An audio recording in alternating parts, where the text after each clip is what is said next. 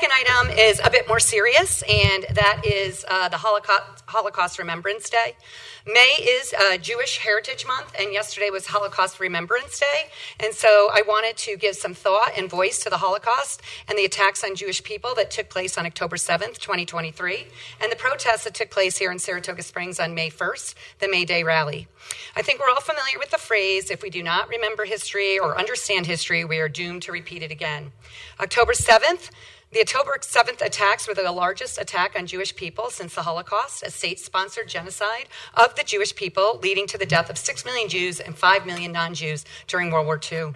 On October 7th, 1,200 Israelis and foreigners were killed, and 200 hostages were taken by Hamas, which is one of the governing authorities of the Gaza Strip in the West Bank, along with the Palestinian Authority. We cannot forget the attack on October 7th, how brutal and violent it was. Hamas raped women and murdered children in front of their parents on October 7th, the worst loss of life since Israel's founding in 1948.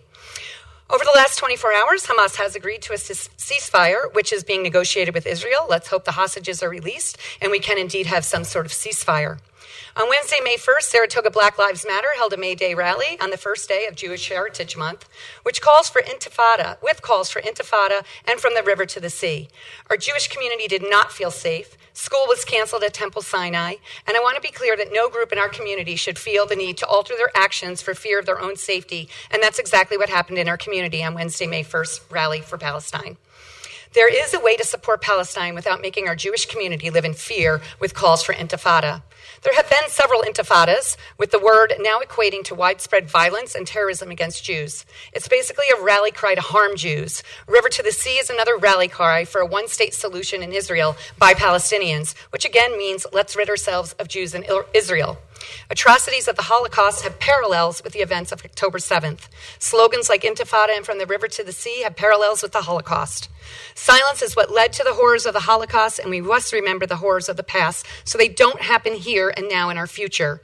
Yes, put your principles into action. You can have strong convictions about what's happening in the world right now, but we do not need to protest. We do need to protest peacefully, make our voices heard, but we do not need to do that with calls for intifada. There's no place for anti-Semitism and hate speech in our community, whether against Jews or anyone else. Let's please be a civil society. We have a strong local Jewish community and a massive surge right now in anti-Semitism in the U.S. and around the world.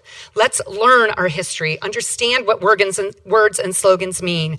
Our president called today for Americans to stand united against anti-Semitism and hate. Let's not forget the victims and survivors of October 7th, and let's remember the horrors of the Holocaust. Thank you.